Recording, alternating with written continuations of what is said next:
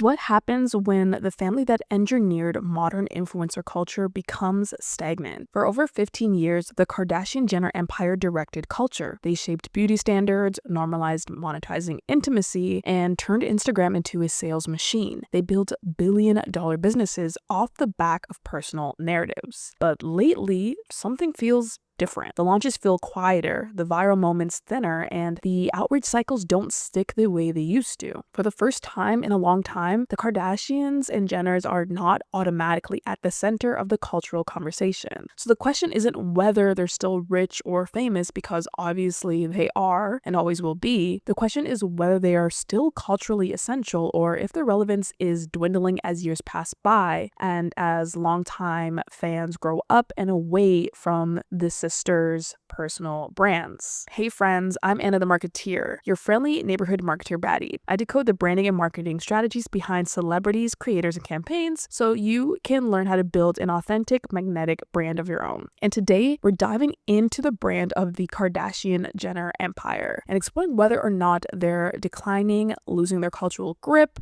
or maintaining their relevance. I'm not going to be looking specifically at their businesses such as Skims or Kylie Cosmetics, though I will mention them in passing as to why the former thrives while the latter fell off. But more so, I'll be diving into their personal brands as people, because I often wonder whether their main fan base has evolved beyond what their personal brands continue to offer. More importantly, we're going to dive into whether an empire built on reinvention can pivot when reinvention itself no longer feels revolutionary. But first, I know most of you watching aren't subscribed to my channel. If you've been liking my videos, please hit subscribe right now to support the channel and get weekly breakdowns just like this. And don't forget to join my newsletter Marketers Memo to get your free authentic branding checklist. The link is in the description. You can also listen to these episodes on Spotify. The link is in the description as well. Now let's break it down. The architecture of exposure. To understand where the Kardashians are now, we have to go back to what made them dominant in the first place. When Keeping Up with the Kardashians premiered in 2007, reality television was already established, but it hasn't yet fused seamlessly with social media. Fame was still mediated by networks, magazines, and paparazzi. The Kardashians entered at the exact moment that distribution was decentralizing. Kris Jenner, who we all know is the real genius behind the brand, transformed access into a carefully orchestrated spectacle. She understood that proximity drives power. By packaging intimacy as entertainment, the show delivered controlled transparency, conflict, romance, vulnerability, all wrapped in aspirational gloss. Audiences were invited in, but only into a meticulously curated version of inside. It felt real, which a lot of reality TV shows did in the 2000s, but it was, of course, strategically framed. At the same time, Kim Kardashian understood something most celebrities didn't yet grasp. Social media was not a publicity tool. For her, Instagram wasn't for updates, but for image conditioning. She turned selfies into brand assets, turned daily life into campaign space, and collapsed the distance between celebrity and consumer. Then she monetized that collapse. While the Kardashians didn't invent oversharing or the whole celebrity family on TV genre, they definitely professionalized and leveraged it into a huge personal brand empire. And that shift from privacy to performative accessibility became the very foundation of the influencer economy we know today. Signature differentiator: aspirational control. What truly differentiated the Kardashian brand was how they engineered and directed their own chaos. Their content looks chaotic, but it was strategically consistent. I personally was addicted to the early seasons of the show, and it was definitely given the chaotic 2000s reality TV show energy from that time in the best ways. Like the episode where Kim got an x-ray on her butt to prove it was not implants before BBLs became like a normal word and surgery that you'd hear thrown out like everywhere now. As the show and their fame grew, you can definitely see how the emotional fantasy of the brand also changed. They began to sell a specific emotional fantasy: total transformation through aesthetics. If you bought the right shapewear, the right contour kit, the right lip kit, and the right lifestyle supplements, you could approximate their world. It was always about a curated aspiration that was presented presented as attainable and authentic. The 2010s were the golden era of hyper-polished influence. It rewarded perfection, flawless bodies, neutral feeds, luxury minimalism, and the Kardashians defined that era. And because they moved early, they accumulated massive brand equity. Kylie Cosmetics' early drops always sold out because scarcity plus parasocial loyalty equals explosive demand. Audiences felt emotionally invested in the success of the family. And sure, the products were good or passable, at least, but it wasn't the product alone that drew consumers in. The empire scaled because it converted attention into infrastructure. Television fed social media fed the product, and the product fed the press. It was a closed-loop ecosystem. However, every ecosystem eventually reaches saturation.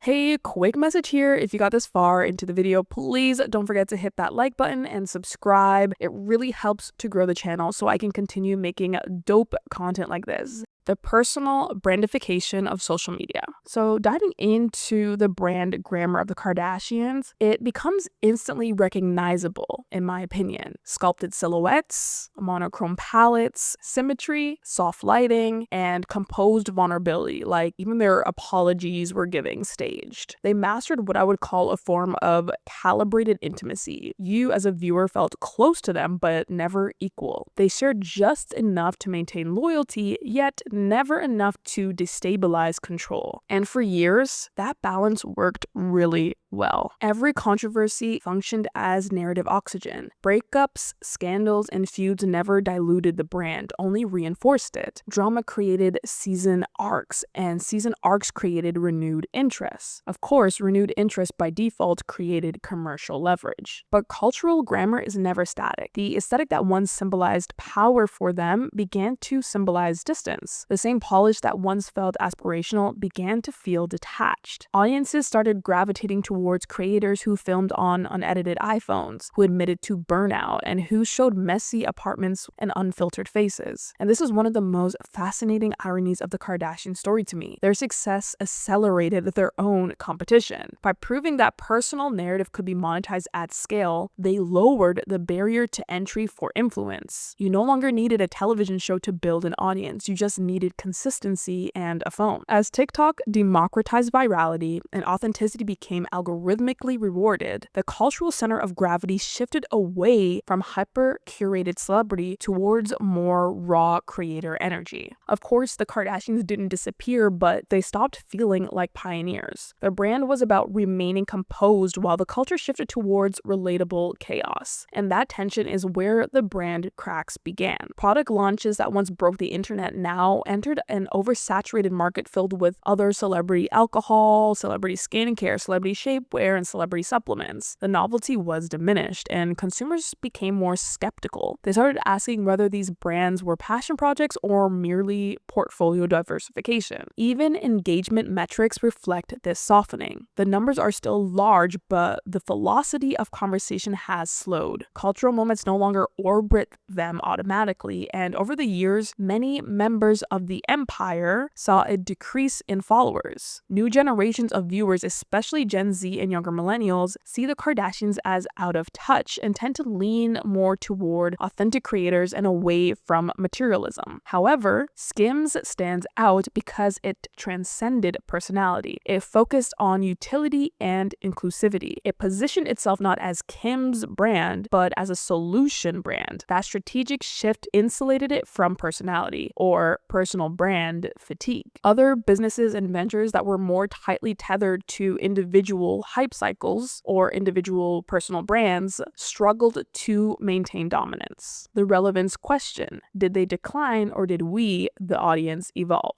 So now we reach the core tension. That did the Kardashians decline or did the audience evolve past aspirational perfection? The 2020s brought economic anxiety, social reckoning, and fatigue with unattainable standards. Wealth signaling became less admirable and more controversial. Excess began to feel tone deaf in a time when millions of people were struggling to find jobs, buy homes, and participate in social activities. The pandemic recalibrated what people valued. mood. Reinvention has always been their superpower, but reinvention only works when the core emotional promise still feels desirable. If the promise starts to feel dated, a rebrand won't save it. New packaging can't fix an old story. That's the challenge every legacy brand eventually faces, and it is something all of us can learn from. You can't abandon your brand DNA without losing who you are, but you also can't cling to it so tightly that you become irrelevant. The Kardashians are living in that tension now. They're no longer the hungry, media-savvy disruptors they were in 2007. Now they're global businesses with shareholders, teams, and systems. And large machines don't pivot as quickly as culture does.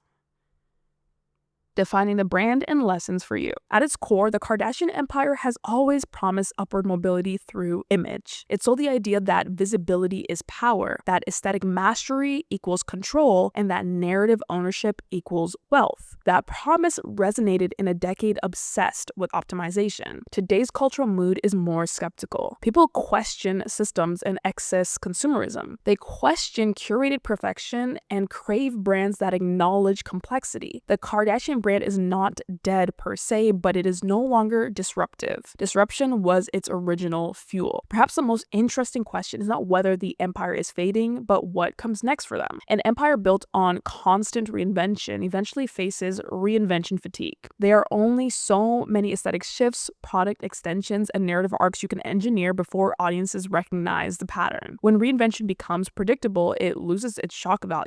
So the strategic move is not louder launches, it's structural evolution. That can mean deeper investment in product innovation rather than personality. It can mean stepping back from saturation and reintroducing scarcity. It could mean redefining what luxury looks like in a more value-conscious era, but it does require them to acknowledge that the culture they mastered and curated in 2012 is not the culture of 2026. The Kardashian empire teaches us something critical about modern branding. First, being first creates enormous leverage, but it does not guarantee permanent dominance. Second, overexposure is profitable in the short term, but expensive in the long term. Third, when your brand is built on cultural temperature, you must evolve with cultural mood, not just trends. And finally, legacy is not the same as relevance.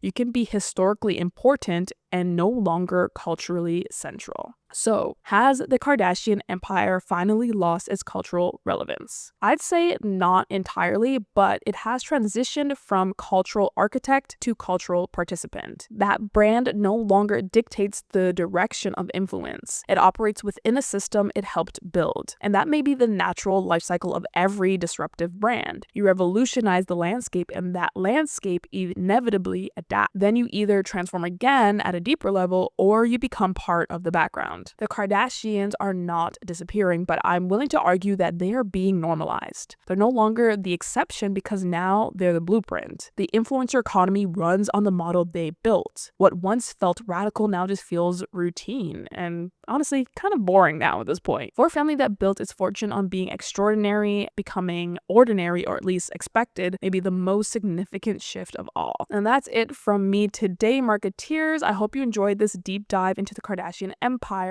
And I'd love to hear your thoughts in the comments below. What do you think about the Kardashian brand? Do you think that change is coming for them? Do you think they're kind of played out and eventually just gonna fade away into the background? I'd love to hear your thoughts below. Please share this video if you care. Follow me on IG and TikTok at Ana The Marketeer. And if you would love to work with me, because I do help teams and personal people with their brands and marketing strategies, you can visit my website, anathemarketeer.com, and I have a intake form there. Fill it out and we could figure out different ways we could work together so I could help you build your iconic brand. Until next time, Marketeers, stay revolutionary, stay inventive, and most importantly, stay you.